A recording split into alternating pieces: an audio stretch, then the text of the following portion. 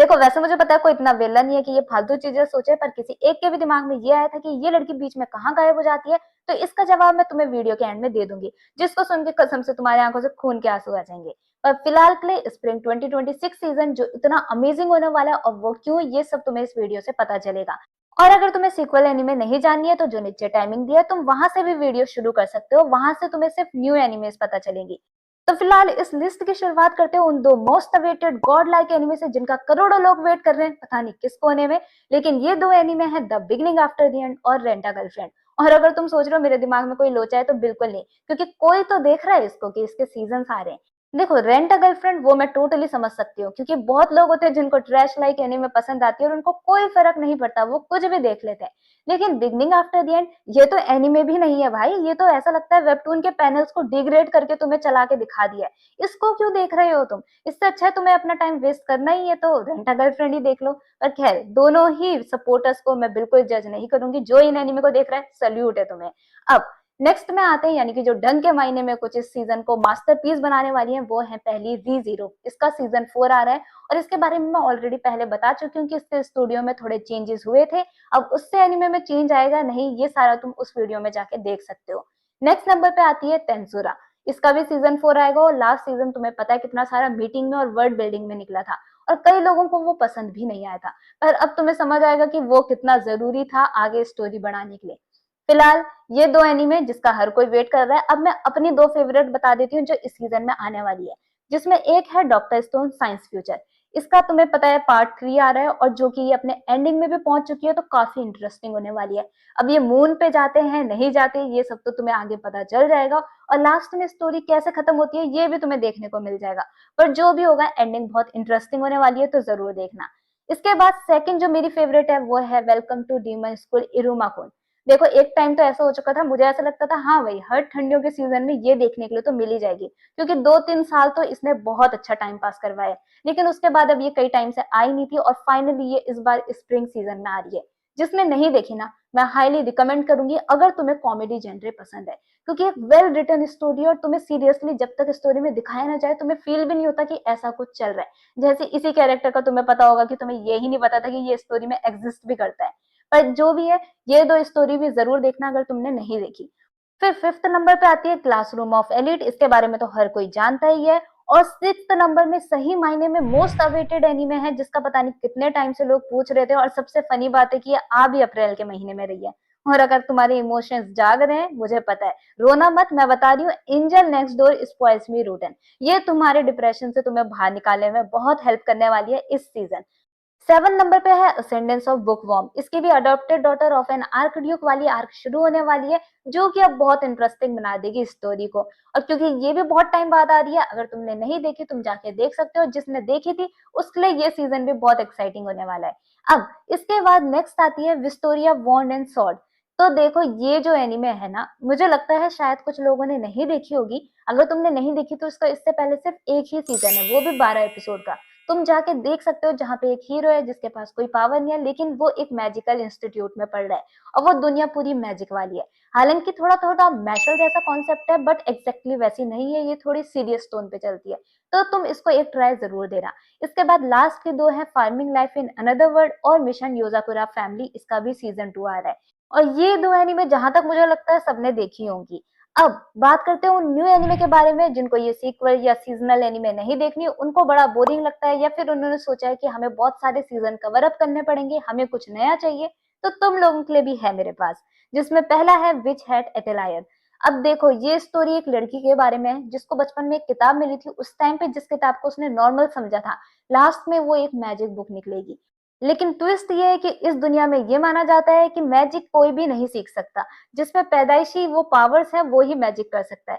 लेकिन अब ये बुक क्या चेंजेस लेके आती है, हीरोइन जिसको बचपन से ही विच बनने का सपना था, यानी उसको एक मैजिशियन बनना था, वो कैसे मैजिशियन बन पाएगी, ये सारी स्टोरीज पे चलने वाली है। बहुत ज्यादा इंटरेस्टिंग है, अच्छी है, थोड़ा डार्क भी हो जाती है बीच बीच में, पर तुम्हें बहुत मजा आने वाला है। इस सीजन में सेकंड न्यू एनिमे है the warrior princess and the barbaric king. तो अगर तुम्हें नाम से समझ नहीं आ रहा तो मैं बता देती हूँ, सिंपली बोले तो हमारी वॉरियर प्रिंसेस जो बारबेरिक किंग को खत्म करने गई थी, लेकिन अब वो वहां जाएगी, उसके बाद उसको वो पसंद आने लगेगा, उसको पता चलेगा कि रियल में बारबेरियन ट्राइब वैसी है ही नहीं जैसे वो लोग सोचते थे, और इसी के बाद तुम्हें पता है आगे क्या होगा। लेकिन अगर तुम बोल रहे हो हम होलसम स्टोरी देखने में बिल्कुल इंटरेस्टेड नहीं है क्योंकि हमारे लिए तो महीना अप्रैल का ही है, तो तुम्हारे लिए भी एक डार्क स्टोरी है मेरे पास, डीमंस ऑफ द शैडोरियम। और अगर तुम्हें फुल मेटल एल्केमिस्ट याद है, हाँ वो ही एनिमे जिसके इतने टॉक्सिक फैंस थे कि वो चार्ट में कभी किसी को टॉप में जाने ही नहीं देते थे, तो सोचो वो फैंस वापस से देखने को मिलेंगे क्योंकि हिरोमू अराकावा जिन्होंने फुल मेटल अल्केमिस्ट लिखी थी उन्होंने ही ये स्टोरी भी लिखी है, जो कि बात करती है दो भाई बहन के ऊपर जिनको बचपन में तो अलग कर दिया था, लेकिन अब जब हीरो सोचता है कि वो अपनी बहन को बचा लेगा तो ऑलरेडी एक लड़की उसकी बहन का पहला टिकट भगवान के पास कटवा चुकी है और अब वो खुद क्लेम कर रही है कि वो हीरो की रियल सिस्टर है। इसके बाद हीरो पे क्या पावर्स हैं, लोग उसके पीछे क्यों पड़े हैं, ये सारा तो तुम्हें स्टोरी में देखने को मिलेगा और इससे ज्यादा मैं भी नहीं बता सकती क्योंकि मैंने भी इसकी मांगा नहीं पढ़ी है। पर एक चीज श्योर है, क्योंकि वो फैंस अब वापस से एक्टिव होने वाले हैं और तुम लोगों को अगर सारी चीजें समझनी है तो तुम्हें ये एनीमे देखनी पड़ेगी, इसलिए इस एनीमे को जरूर देखना। फिर फोर्थ नंबर पे एक और होलसम है जिसका नाम है I made friends with the second prettiest girl in my class. वही प्लॉट जहाँ पे हमारी एक हीरोइन होगी जो अपनी क्लास में मोस्ट प्रेटियस्ट तो होगी, लेकिन उसके बाद उसकी हीरो से इसलिए बनेगी क्योंकि उनकी हॉबी सिमिलर होगी, ये बात क्लास में पहले किसी को नहीं पता होगी और वो ही सेम सेम ब्ला ब्ला ब्ला। पर हाँ, इस एनिमे को तुम देख सकते हो क्योंकि किसी एनिमे की तरह इसमें तुम्हारी हीरोइन जिंदा ही रहने वाली है, निपट नहीं जाएगी। फिफ्थ नंबर पे आती है लायर गेम। अगर तुम्हें कुछ साइकोलॉजिकल मिस्ट्री ऐसे टाइप का थीम चाहिए तो तुम इस एनिमे को जरूर देखना। इसमें कुछ लोग हैं जिनको 100 मिलियन येन मिले और जैसे ही गेम पे एंटर करते हैं 30 दिन के बाद इनको ये पैसे वापस करने हैं, लेकिन अगर दूसरा प्लेयर इनका कैश चुरा लेता है तो ये हमेशा के लिए उस प्रपोर्शन में, यानी वो 100 मिलियन येन वाले प्रपोर्शन में हमेशा के लिए कर्ज पे डूब जाएंगे और वही जो वो बंदा होगा जिसने इनका पैसा चुराया वो पैसा हमेशा के लिए उसका ही हो जाएगा। यानी गेम के एंड में दो तरीके के लोग होंगे, एक तो वो जो जिंदगी भर के लिए कर्ज में डूब जाएगा यानी हम लोगों के जैसे, और एक वो होगा जिसपे इतना पैसा आ जाएगा कि वो अब कुछ नहीं भी करेगा तो भी उसके पास पैसे ही पैसे हैं। पर हाँ, इस स्टोरी को जरूर देखना क्योंकि मुझे भी ये बहुत अच्छा कॉन्सेप्ट लग रहा है। अब इसके बाद बात कर लेते हैं उस एनिमे की जिसके बारे में मुझे कुछ नहीं पता, लेकिन फिर भी इसका समरी काफी इंटरेस्टिंग है, जिसका नाम है किल्ड अगेन मिस्टर डिटेक्टिव। तो इसका जो मेन कैरेक्टर है यानी हीरो एक लेजेंडरी डिटेक्टिव बिल्कुल नहीं है, लेकिन एक डिटेक्टिव का बेटा जरूर है। अब ये चाहता है कि अपने बाप के जैसे एक बहुत भयानक डिटेक्टिव बने, लेकिन इसी के साथ सबसे बड़ी प्रॉब्लम ये है कि ये वो बन नहीं सकता क्योंकि इससे कुछ मैनेज नहीं हो पाता। ये जिस भी टास्क पे जाता है और जो भी प्रॉब्लम सॉल्व करने जाता है हमेशा खुद ही मर जाता है। लेकिन अब इस पे एक ट्विस्ट है, जब जब इसकी वापस से आंखें खुलती हैं तो इसके सामने रहती है हमेशा इसकी असिस्टेंट जिसका नाम है लिलिथा, जो भी नाम है मतलब मुझसे तो नहीं बोला जाएगा, पर हाँ ये हीरोइन। इसी के साथ ये हमेशा तैयार है हीरो की मदद करने के लिए, कोई भी मिस्ट्री सॉल्व करने के लिए। तो स्टोरी काफी फनी इंटरेस्टिंग सी लग रही है और बहुत ज्यादा मजेदार होने वाली है, तो इसको जरूर देखना। अब जो सेकंड नंबर की स्टोरी है पता नहीं क्यों मुझे ऐसा लग रहा है ये उतनी ही फनी होगी जितनी कोनोसुबा थी, और इसका नाम है इसेकाई टेंसी नानी निनारी ताई देस्का।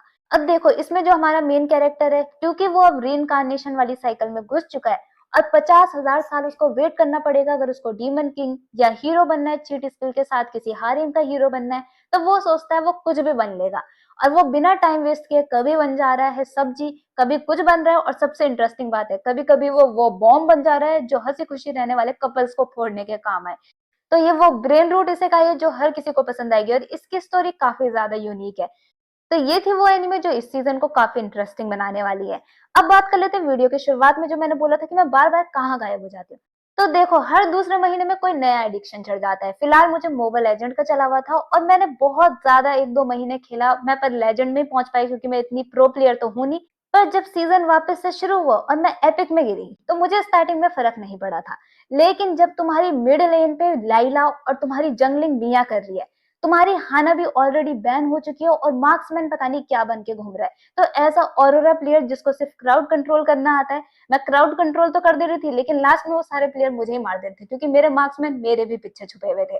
तो इसीलिए अगर तुम्हें कोई गेम खेलना है तो सबसे अच्छी बात होगी या तो जंगलिंग चूज करो या तो फाइटर, कभी भी मेजर मार्क्समैन चूज मत करना क्योंकि तुम्हारी बहुत गंदी वाट लगने वाली है। और इसी के साथ अगर किसी को कोई नया गेम चाहिए तो ओनर्स ऑफ किंग देख सकता है क्योंकि उसमें अच्छा खेलने पे तुम्हारी रैंक बिल्कुल नहीं गिरेगी, एटलीस्ट तुम्हारा स्टार वैसे ही बना रहेगा। लेकिन खैर जो भी है, अगर तुम्हें ऐसा लगता है स्प्रिंग सीजन में कोई और इंटरेस्टिंग एनिमे आ रही है जो मैंने मिस आउट कर दी तो तुम मुझे कमेंट में जरूर बताना, एक बार मैं उसको भी देखूंगी, चेकआउट करूंगी और अगर मुझे एंटरटेनिंग लगेगी और इंटरेस्टिंग लगेगी तो उस पर भी वीडियो जरूर डालेंगे।